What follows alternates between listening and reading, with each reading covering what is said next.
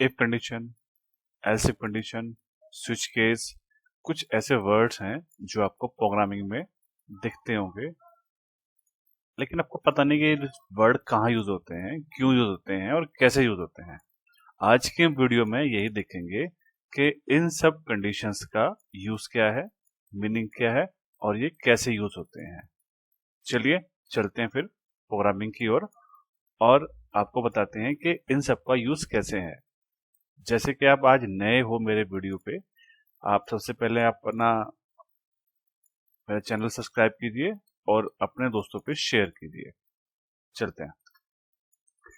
Conditions कोई भी language, particular language हो, चाहे सी हो, C++ हो, जावा हो, पाइथन हो, कोई भी लैंग्वेज हो, उसमें दो तरह की कंडीशंस होती हैं। एक तो रेंज या वो फिक्स होंगी या एग्जैक्ट बोल देते हैं। रेंज कैसे होती है? अगर मेरे क्वेश्चन में लिखा हुआ है कि अगर 1 से लेके 100 है तो क्या होगा, 100 से लेके 1000 है तो क्या होगा, दैट्स द रेंज, जो एक पर्टिकुलर रेंज के अंदर आ रही है। उस कंडीशन में हम यूज करते हैं इफ, एल्स इफ और एल्स। अगर हमारी कंडीशंस फिक्स हैं, अगर लिखा हुआ है क्वेश्चन में कि 1 को प्रेस करेंगे तो ये होगा, 2 को प्रेस करेंगे तो ये होगा, 3 को प्रेस करेंगे तो ये होगा, उस केस में हम यूज करते हैं स्विच केस। पहला तो क्वेश्चन आपका सॉल्व हो गया कि अगर आपके क्वेश्चंस रेंज के अंदर आ रहे हैं तो आप यूज करेंगे इफ एल्स, और अगर आपके क्वेश्चंस में फिक्स नंबर्स हैं तो आप यूज करेंगे स्विच केस। फिलहाल हम आपको सिखाते हैं रेंज के बारे में, इफ कंडीशंस के बारे में। कंडीशंस जो होती हैं वो आप कई सारी तरीके के दे सकते हो, जैसे कि आप यहाँ पे देख रहे हो less than A, A less than B, A is less than equal to B, A greater than equal to B, A greater than equal to B, A equal to B और नॉट इक्वल टू बी।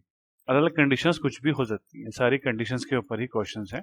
सब statement अपने ये लिखे हुए हैं कि कौन कौन से स्टेटमेंट्स हैं, और इन्हीं में ही इफ स्टार्ट होगा हमारा वाला। सी लैंग्वेज में कुछ फॉलोइंग स्टेटमेंट्स हैं, मैं आपको विद एग्जांपल चीजें सिखाऊंगा। कुछ मिला के 4 चीजें हैं।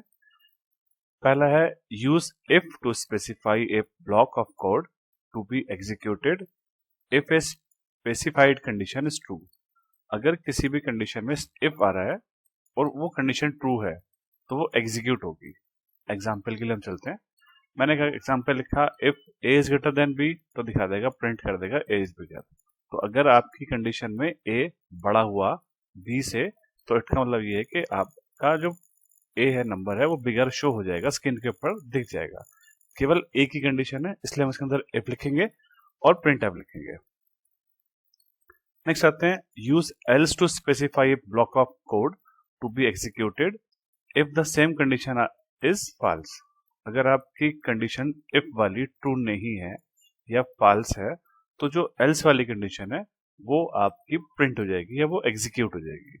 एग्जाम्पल के लिए if A is greater than B, यदि ए बी से बड़ा है तो प्रिंट कर देगा ए इज बिगर, नहीं तो प्रिंट कर देगा B is bigger. If A is greater than B, यदि ए की वैल्यू बी की वैल्यू से बड़ी है, तो अगर ये कंडीशन ट्रू है तो प्रिंट कर देंगे ए इज बिगर, और अगर ये कंडीशन ट्रू नहीं हुई तो उसका मतलब ये एल्स में आएगा, तो हम प्रिंट कर देंगे बी इज बिगर। ये 2 कंडीशंस हैं हमारे पास। नेक्स्ट चलते हैं यूज एल्स इफ। ये दिखा रखा कि एल्स इफ कैसे यूज किया जाता है। Use else if to specify new condition to test if the first condition is false. अगर आपकी इफ कंडीशन ट्रू नहीं है और आपकी सेकंड कंडीशन भी ट्रू नहीं है, तो लास्ट में वाली जो कंडीशन है वो आपकी ट्रू रहेगी। इसमें से जो भी कंडीशन होंगी ट्रू होगी, उसी को वो प्रिंट कर देगा। एग्जाम्पल के लिए मैंने क्वेश्चन लिया छोटा सा कि अगर ए बी सी में बिगेस्ट नंबर निकाल रहा हूँ, कौन सा बिगेस्ट नंबर है, तो हम इसके अंदर 3 कंडीशन लेंगे। पहली कंडीशन है if A is greater than B and A is greater than C. अगर ए बी से बड़ा है और ए सी से बड़ा है, इट मीन्स अगर मेरी कंडीशन में ए और बी दोनों सी से बड़े हैं, ए बी और सी दोनों से बड़ा है, तो मेरी कंडीशन ट्रू रहेगी पहली वाली, और प्रिंट कर देगा ए इज बिगेस्ट। एल्स इफ यदि मेरी कंडीशन में बी सी से बड़ा है और बी ए से भी बड़ा है, तो सबसे बड़ा कौन सा रहेगा? बी। अगर ना ए बड़ा ना बी बड़ा, तो अंडरस्टूड है कि आपका सी बड़ा होगा। मतलब इन तीनों में से जो भी कंडीशन आपकी ट्रू होगी उसी की वैल्यू प्रिंट हो जाएगी। अंडरस्टूड सी बात है कि अगर पहली कंडीशन मेरी ट्रू नहीं हुई, दूसरी कंडीशन ट्रू नहीं हुई, तो तीसरी तो फिर होनी है। तो इसमें 3 कंडीशन इसलिए दी जाती है कि अगर लास्ट में कोई कंडीशन, अगर इनमें से कोई कंडीशन नहीं बचती तो लास्ट वाली कंडीशन को वो अप्रूव कर देगा और उसको प्रिंट कर देगा। नेक्स्ट आते हैं, use switch to specify many alternative blocks of code to be executed. एक एग्जांपल इसका मैं दिखाता हूँ आपको कि अगर एक क्वेश्चन है कि अगर A फॉर एप्पल है, B फॉर बॉल है, C फॉर कैट है और D फॉर डॉग है, तो मैं यहाँ पे दिखाऊंगा स्विच में लिखूंगा एक्सप्रेशन जो मैंने प्रिंटर स्कैनर या जो भी मैंने कंडीशन लगाई होगी वो कंडीशंस, केस ए है तो प्रिंट कर देगा एप्पल और उसको ब्रेक करेगा, अगर बी है तो बॉल प्रिंट कर देगा उसको ब्रेक कर देगा, और अगर सी है तो कैट प्रिंट करेगा और उसको ब्रेक कर देगा। डिफॉल्ट ये कि अगर इनमें से कुछ भी नहीं होगा, ए बी सी के अलावा अगर हम कुछ भी कैरेक्टर इनपुट कर देंगे तो उसकी कंडीशन बाय आ जाएगी। अब आप पूछेंगे इसमें ब्रेक का रूल क्या है।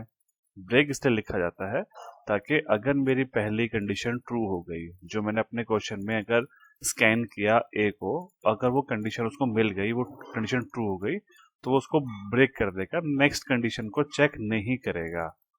अगर उसको बी मिला तो ए तो सेटिस्फाई नहीं हुआ, ए तो ट्रू नहीं रहा, ए तो फॉल्स हो गया। बी कंडीशन ट्रू हुई तो उसने बी को ट्रू किया, प्रिंट करा और ब्रेक कर दिया, फिर वो नेक्स्ट कंडीशन पे नहीं जाएगा, सीधा आपका प्रोग्राम से बाहर आ जाएगा। ये एक सिंपल सा लॉजिक था आपका इफ स्टेटमेंट का और स्विच केस का। अगर आपको इसमें कोई भी डाउट है आप मुझे कमेंट करके लिख सकते हैं, मैं उसका सॉल्यूशन डेफिनेटली आपको दूंगा। Thank you.